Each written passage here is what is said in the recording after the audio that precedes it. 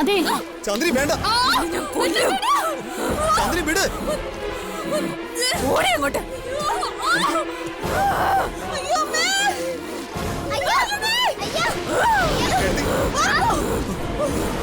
അനക്ക്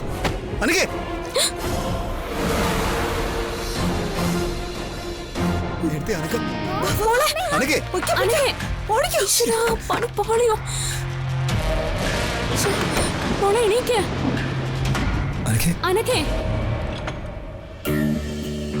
എന്തായാലും കുറച്ച് കാറ്റും മിന്നലൊക്കെ ഉള്ളതുകൊണ്ട് നാച്ചുറൽ ആയിട്ട് ചെയ്യാൻ പറ്റി.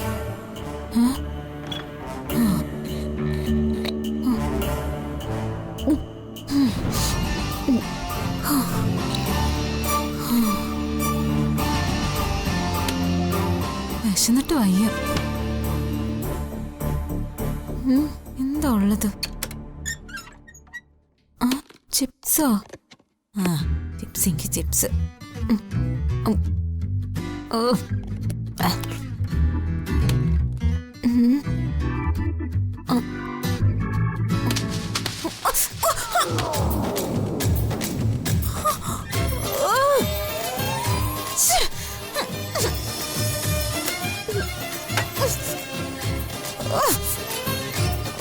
ഇതൊക്കെ ആരും ഇവിടെ കൊണ്ടുവച്ചേ. അനക്കേ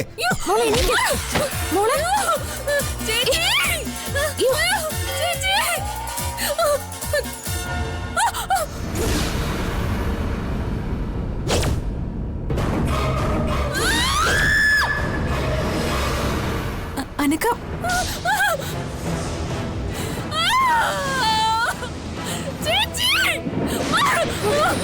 അനക്കേ എവിടെ?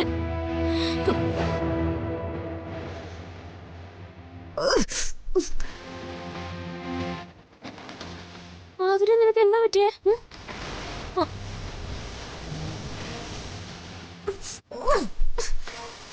ഇതെന്ത് പറ്റിയതാ? അത് ആ പൊടി വീണതാ. നീ പോയി ഫ്രഷ് ആവാ.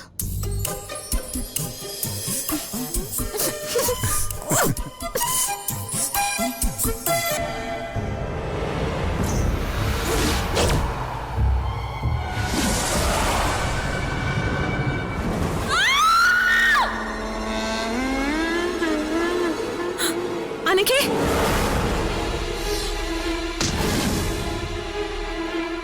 അയ്യോ അനക്കേ മോളെ അനക്കേ മോളെ അനക്കേ എടി അനക്കേ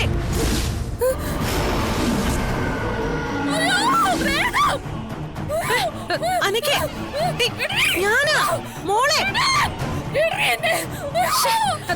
മോളെ സത്യം പറ. ചാന്ദിനിയല്ലേ നീ? അല്ലേടി? ചാന്ദിനിയോ? അതാരാ? എനിക്കറിയാം. ഫ്ലവറിലുള്ള ചാന്ദിനിയല്ലേ നീ? ആ മീരയും അവളുടെ മോളെയും ഞാൻ എന്തോ പറഞ്ഞതിനുള്ള കണക്ക് തീർക്കാൻ വന്നല്ലേ നീ? എന്നെ ഒന്നും ചെയ്യരുത്. സത്യം പറഞ്ഞാ ഞാനൊരു പാവാ. അനക്കേ നീ എന്തൊക്കെയാ പിച്ചും പേയി പറയുന്നേ? സമനില തെറ്റിയോ? എന്നെ ലോകത്തുനിന്ന് കൊണ്ടുപോരുത്. എനിക്ക് നീ ജീവിക്കണം. പ്ലീസ്. നിന്റെ പോലെ ഒരു പെണ്ണല്ല ഞാനും. ഇല്ല, നിന്റെ ലോകത്തേക്ക് എന്നെ കൊണ്ടുപോകാനുള്ള നിന്റെ ആഗ്രഹം നടക്കില്ല.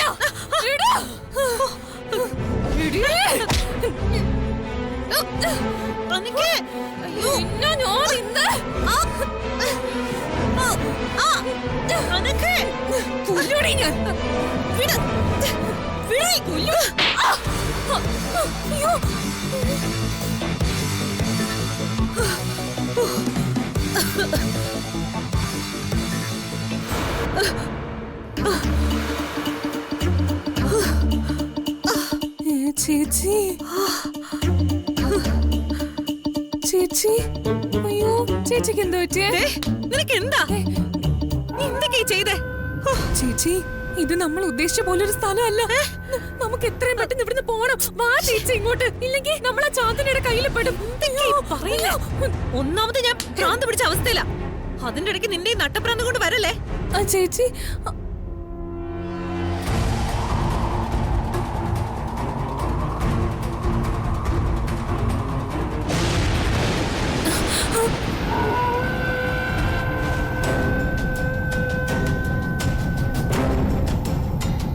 ഇതെന്റെ ചേച്ചിയല്ല, ഇതവളാ ചാന്ദിനി.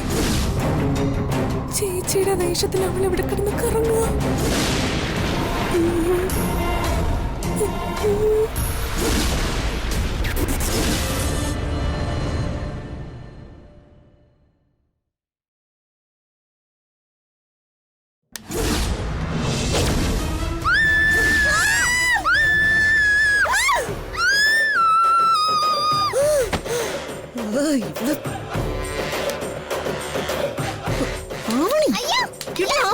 ഞാനാന്ന് നിന്റെ അമ്മ. എണീറ്റടി, എന്നെ കൂടി പേടിപ്പിക്കല്ലേ. അമ്മ അമ്മ എന്തിനാ തലേ കൂടെ ഷോൾ ഇട്ടത്? അതുകൊണ്ടല്ലേ ഞാൻ പേടിച്ചേ. അയ്യോ അമ്മേ. ഈ ലോകത്ത് ഇത്രയും സ്ഥലങ്ങൾ ഉള്ളപ്പോ ഈ പ്രേതക്കോട്ടയിലേക്കാണല്ലോ കൊണ്ടുവന്നത്. ഇത് തലയിലോട് ഇടല്ലേ? അമ്മയുടെ പ്ലാവരത്തെ അമ്മായിയുടെ മോളെ വിളിച്ചു വരുത്തിയതല്ലേ? ജീവിച്ചിരിക്കുമ്പോ ആ പെണ്ണിന് എന്നോട് എന്ത് സ്നേഹമായിരുന്നു. എത്ര പെട്ടെന്ന് ആ കാര്യം പറഞ്ഞിരുന്നിട്ട് അവളുടെ സ്വഭാവം മാറിയത്. ഓ, ഇനി ഇതിന്റെ പുറകെ എന്തൊക്കെ സംഭവിക്കുമെന്നോ.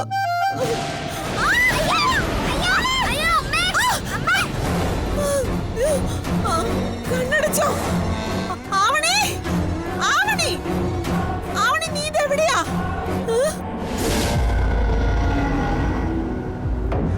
അയ്യോ, അയ്യോ, ആവണി. അമ്മേ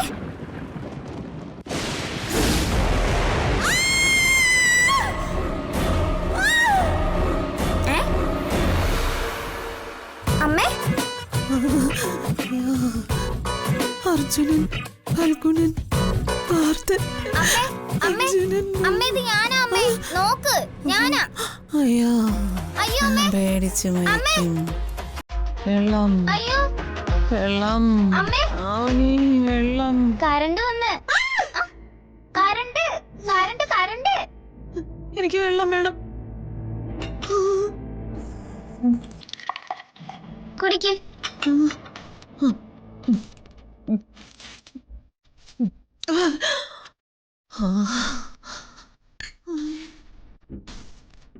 എന്റെ പൊന്നു മോളെ, നീ എന്റെ അടുത്തുനിന്ന് പോ. പോ. പോ. പോ. നീ എവിടെ പോണ്? അമ്മയല്ലേ പറഞ്ഞ എന്റെ അടുത്തുനിന്ന് പോവാൻ. നിന്നോടല്ല, ചാന്ദിനിയോടാ. ഓ പ്രേതത്തോടായിരുന്നോ? ആതിര എവിടെ? അവൾ ഇങ്ങോട്ട് വന്നില്ലല്ലോ. ഇനി ആദ്ര എന്റെ ഇങ്ങോട്ട് വിളിച്ചു വരുത്താനോ? അയ്യോ വേണ്ട. ആദ്ര എന്റെ ചാന്ദിനി ആയില്ലേ. ഇനി ആന്റി വിളിച്ച ചാന്ദിനി വരും. പേരെടുത്താണോടി വിളിക്കുന്നേ? നിന്റെ ആന്റിയാ ചാന്ദിനി. നീ അവളെ ദേഷ്യം പിടിപ്പിക്കല്ലേ. ചാന്ദിനിയാണെന്ന മട്ടിലുള്ള അഭിനയം ഗംഭീരായിരുന്നു കേട്ടോ. നീ ആതിര എന്റെ ഒന്ന് വിളിച്ച്.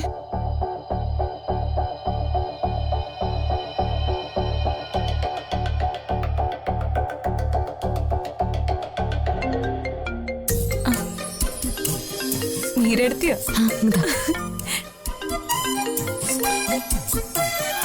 ഹലോ എടുത്തി. ഇതാരാ? അർച്ചനയാണോ? അതെ. ആതിര എവിടെ? എന്റെ അടുത്ത് തന്നെ ഉണ്ട്. ആ, അവക്ക് വേറെ കുഴപ്പങ്ങളൊന്നും ഇല്ലെങ്കിൽ വേഗം എന്റെ മുറിയിലോട്ട് വരാൻ പറ. ഞാൻ പറഞ്ഞു വിട്ടേക്കാം. നിനക്ക് വേറെ കുഴപ്പങ്ങളൊന്നും ഇല്ലെങ്കിലേ മുറിയിലേക്ക് പറഞ്ഞുവിട.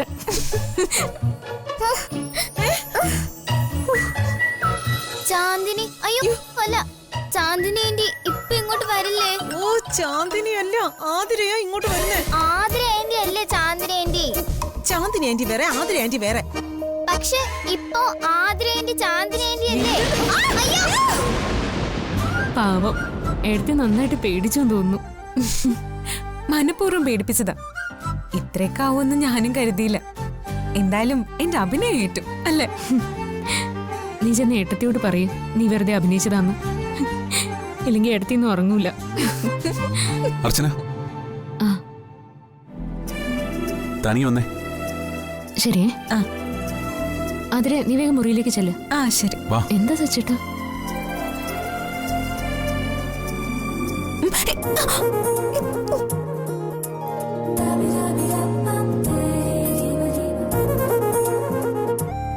അർച്ചന, ഒരു മിനിറ്റ്. നമുക്ക് ഒരുമിച്ച് തുറന്നു കയറാം. അതെന്താ അങ്ങനെ? അതൊക്കെയുണ്ട്, പറയാം.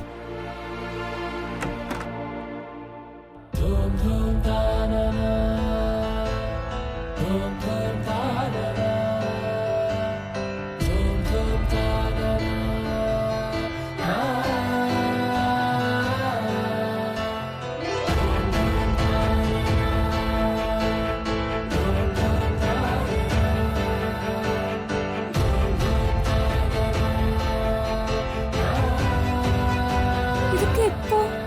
അതൊക്കെയുണ്ട്. വലിയ ആർഭാടത്തിൽ ഞാൻ കരുതിയിരുന്നതാ. ഇതിപ്പോ ഇതേ നിവർത്തിയുള്ളൂ. ആരെങ്കിലും കണ്ടാ കല്യാണം കഴിഞ്ഞ് ഇത്രയും നാളായിട്ട് ഇതിപ്പോ എന്താ ഇങ്ങനെയൊക്കെ ഒന്ന് ചോദിച്ചാ നാണക്കേടല്ലേ? പിന്നെ കാരണവും പറയേണ്ടി വരും. അതുകൊണ്ട് എന്റെ സ്നേഹനിധിയായ ഭാര്യ ഈ ചെറിയ അലങ്കാരത്തിൽ തൃപ്തിപ്പെടണം. ഈ സ്നേഹനിധിയായ ഭാര്യ ഒരു പരിഭവം പറയാതെ ഭർത്താവിന്റെ ഇഷ്ടങ്ങളെ അംഗീകരിച്ചിരിക്കുന്നു. പോരെ? മതി. അയ്യോ, ഒരു കാര്യം മറന്നു. ഇപ്പൊ വരാം.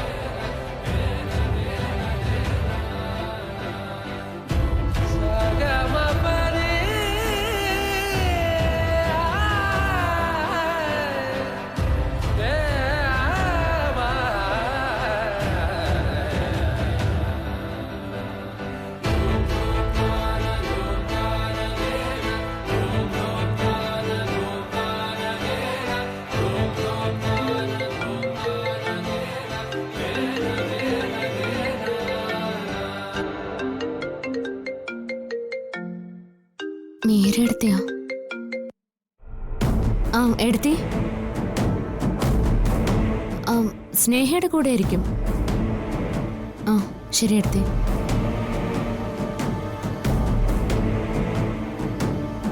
എന്താടാ, എന്തു പറ്റി? ആതിര ഇതുവരെ റൂമിൽ ചെന്നില്ലാന്ന്. അത്രേ ഉള്ളൂ.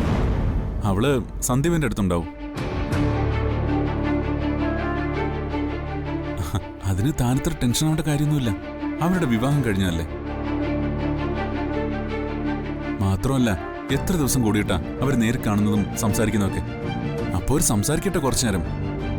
അതല്ല സച്ചേട്ടാ, തന്റെ ടെൻഷൻ എന്താണെന്ന് എനിക്ക് മനസ്സിലായി. അവരുടെ രഹസ്യ വിവാഹമായിരുന്നു, ഒരുമിച്ച് ജീവിക്കാൻ സമയമായിട്ടില്ലെന്നും നമ്മളെക്കാൾ തിരിച്ചറിവ് അവർക്ക് രണ്ടുപേർക്കും ഉണ്ട്. അതുകൊണ്ട് താൻ അതിൽ ഭയപ്പെടേണ്ട കാര്യമൊന്നുമില്ല. ഇതൊന്നും പോരാത്തോണ്ട് മീരയെടുത്തിയുടെ എസ്കോട്ടും നിഴൽ പോലെ അനഘയും കാണാൻ പോലും സമ്മതിക്കാത്ത വിധത്തിൽ അവന്തികയെടുത്തി. അതുകൊണ്ട് നമുക്ക് രണ്ടുപേർക്കും ടെൻഷനൊന്നും വേണ്ട.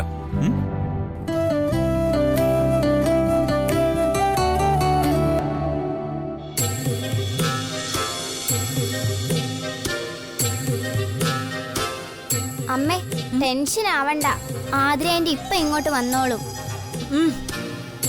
നിനക്കത് പറയാം. ബാക്കിയുള്ളവരുടെ നെഞ്ചിടിപ്പ ഇവിടെ നിൽക്കുന്നെ. അത് പേടിച്ചിട്ടല്ലേ? പേടിയോ? അതൊക്കെ പോയി. നീ ഇവിടെ ഇരിക്കെ, ഞാൻ പോയി ആതിരെ നോക്കിട്ട് വരാം. അമ്മേ. എന്തടി? ഒറ്റയ്ക്ക് പോണോ? അതിനെന്താ? ഈ പ്രേതം അല്ല, ഈ ചാന്ദിനേന്റി അമ്മയുടെ ബന്ധു ആയോണ്ട് പിന്നെ സംസാരിക്കാൻ വന്നാലോ?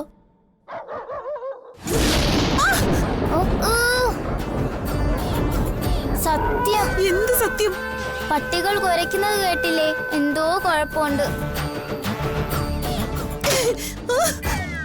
അയ്യോ അമ്മേ, എന്താ ഇത് കാണിക്കണേ? നീ ഒന്നും മിണ്ടാതിരിക്കോ?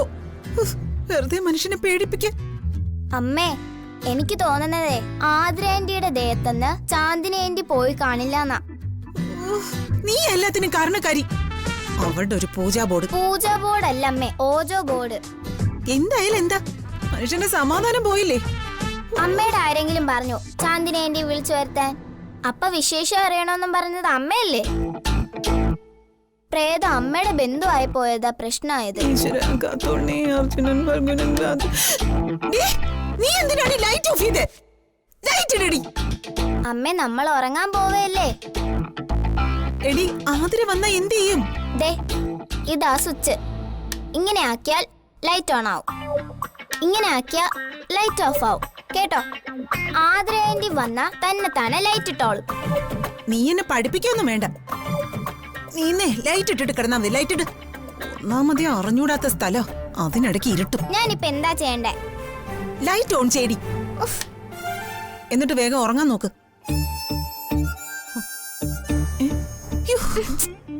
അല്ലെങ്കിൽ വേണ്ട, നീ ഉറങ്ങണ്ട. കുറച്ച് കഴിഞ്ഞിട്ട് ഉറങ്ങിയാ മതി. അതെന്താ? ഇങ്ങോട്ട് ചോദ്യമൊന്നും വേണ്ട, പറയുന്ന അങ്ങ് അനുസരിച്ചാ മതി. അയ്യോ, അവണി എന്നെ കൂടി പിടിച്ചോടി. അമ്മ എന്താ വിറയ്ക്കുന്നത്? തണുപ്പുണ്ടാണോ അതോ പേടിയുണ്ടാണോ? കിടക്കടി അവിടെ. Okay, good night. ഡുണ്ടു ഡുണ്ടു ഡുണ്ടു ഡുണ്ടു ഡുണ്ടു ഡുണ്ടു. നീ എന്താടി ഉടുക്ക വിട്ടുന്നോ? അമ്മയുടെ ഹൃദയം അടിക്കുന്ന സൗണ്ട് ഉണ്ടാക്കിയതാ. ഒന്നും മിണ്ടാതെ കിടക്കടി പെണ്ണേ. എന്നാ ഓക്കെ, ഗുഡ് നൈറ്റ്.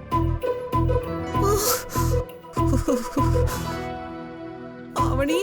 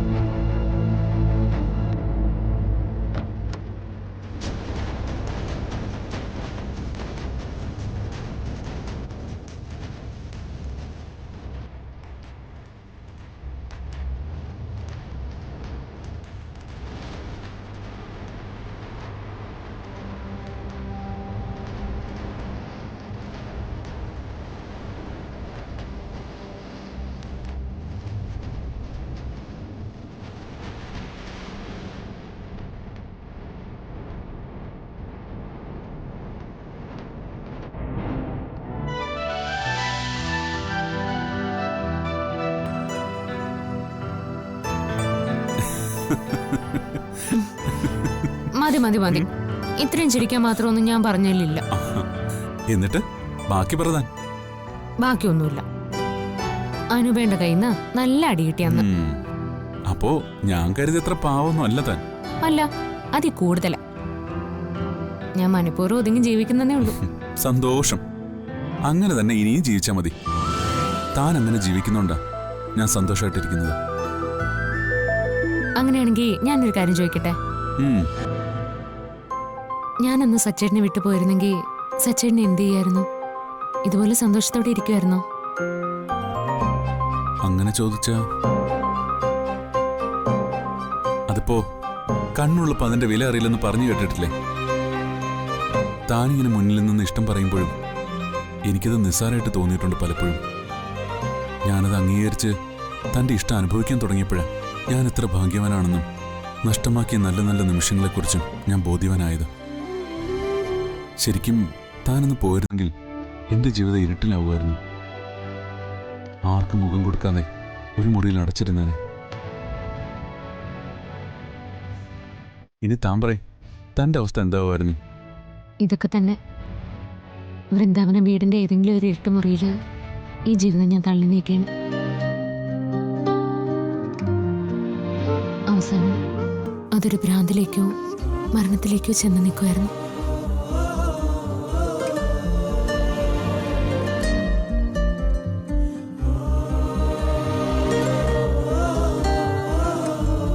സച്ചേന്റെ ഇഷ്ടത്തെ നേടിയെടുക്കാൻ എല്ലാവരെയും പറ്റിച്ച് ജീവിച്ചതിന്റെ ശിക്ഷയായിട്ട് മാത്രമേ ഞാനതിനെ കാണുള്ളൂ. ആ നാളുകളിലെ എൻ്റെ പ്രാർത്ഥന മുഴുവൻ സച്ചേന്റെ മനസ്സ് മാറണമെന്നായിരുന്നു. തന്റെ പ്രാർത്ഥന കൃത്യസമയത്ത് തന്നെ ഈശ്വരൻ കേട്ടല്ലോ. സത്യം, എന്റെ പ്രാർത്ഥനയും ഈശ്വര തീരുമാനവും ഒന്നായിരുന്നു. അതിപ്പോ ഞാൻ മനസ്സിലാക്കുന്നുണ്ട്. എങ്കിലും ഇപ്പോഴും ചിലതെല്ലാം ഞാൻ സച്ചേട്ടനിൽ നിന്നും മറ്റുള്ളവരിൽ നിന്നും മറച്ചു പിടിക്കുന്നുണ്ട്. അത് ബോധപൂർവം ഞാൻ ചെയ്യുന്നതാ, എന്നെ കൊണ്ട് തന്നെ പരിഹരിക്കാൻ പറ്റുന്നതായതുകൊണ്ട്. ഞാനിതെന്താന്ന് ചോദിക്കുന്നുമില്ല, താൻ പറയുകയും വേണ്ട. എല്ലാവരുടെ മനസ്സിലും വേറെ ആരും അറിയാത്ത, അഥവാ പറഞ്ഞാലും മനസ്സിലാവാത്ത ഒരു സ്പേസ് ഉണ്ടാവും. ഭർത്താവിന്, ഭാര്യയ്ക്ക്, സഹോദരങ്ങൾക്ക്, കാമുകന്, കാമുകിക്ക്, എന്തിന് നമ്മളെ പെറ്റുപോറ്റി വളർത്തുന്ന മാതാപിതാക്കൾക്ക് പോലും മനസ്സിലാവാത്തവരിടം. ആ ഒരിടത്താണ് ശരിക്കും നമ്മളെ തിരിച്ചറിയുന്നത്. അത് അവരവർക്കല്ലാതെ എത്ര മനസ്സിലാക്കിയെന്ന് പറഞ്ഞാലും മറ്റാർക്കും പ്രെഡിക്റ്റ് ചെയ്യാൻ പറ്റില്ല. സച്ചിദാനന്ദൻ എന്ന പച്ചയായ മനുഷ്യനെ അറിയാവുന്നത് സച്ചിദാനന്ദന് മാത്രമാണ്. അതുപോലെ തന്നെയാണ് അർച്ചനയ്ക്കും. അർച്ചന എന്ന എൻ്റെ ഭാര്യയുടെ കാര്യത്തിൽ മാത്രമേ ഞാൻ ഇടപെടാറുള്ളൂ. അർച്ചന എന്ന സ്ത്രീയുടെ വ്യക്തിത്വത്തെയും തീരുമാനത്തെയും ഒരിക്കലും ഞാൻ ചോദ്യം ചെയ്യാൻ വരില്ല. ഒരു നിർബന്ധമുള്ളത്, എന്ത് തീരുമാനമെടുത്താലും അത് പ്രവർത്തിച്ചാലും അതിൻ്റെ അവസാനം തൻ്റെ തല താഴ്ന്നു നിൽക്കരുത്. തൻ്റെ തോൽവി അത് ചെറുതായാലും വലുതായാലും തന്നെക്കാൾ ബാധിക്കുന്നത് എന്നെയാണ്. ഞാൻ പറഞ്ഞത് മനസ്സിലായ അർച്ചനയ്ക്ക്? മനസ്സിലായി സച്ചേട്ടാ. എനിക്ക് ശരിയാണെന്ന് തോന്നുന്നതേ ഞാൻ എപ്പോഴും ചെയ്തിട്ടുള്ളൂ. ചിലപ്പോഴൊക്കെ എൻ്റെ തീരുമാനങ്ങൾ ശരികളും മറ്റുള്ളവർക്ക് വേദനയായി വന്നേക്കാം. എങ്കിലും എല്ലാത്തിൻ്റെ അവസാനം ഉണ്ടാവുന്ന ദിവസം എല്ലാവരുടെ മുമ്പിൽ തല ഉയർത്തി നിൽക്കുകയുള്ളൂ അർച്ചന. ഞാൻ കാരണം ഒരിക്കലും സച്ചേൻ്റെ തല താഴേണ്ട അവസ്ഥ വരില്ല.